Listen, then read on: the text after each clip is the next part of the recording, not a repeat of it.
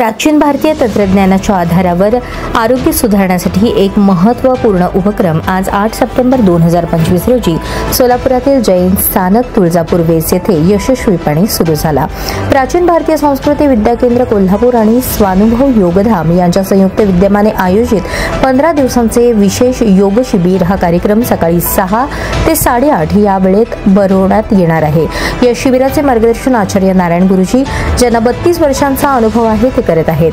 त्यांनी सहभागी साधकांना ध्यान, प्राणायाम, संतुलित आहार यावर आधारित शास्त्रशुद्ध उपाय समजावून सांगितले।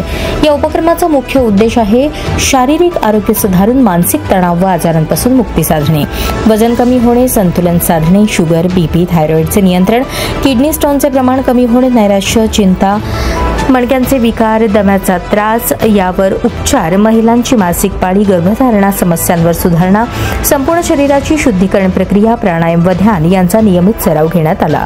पूर्वीच्या शिबिरामध्ये सहभागी झालेले शेकडो साधक यशस्वी ठरले असून अनेकांनी त्यांच्या आरोग्यविषयक समस्या दूर झाल्याचा अनुभव व्यक्त केला।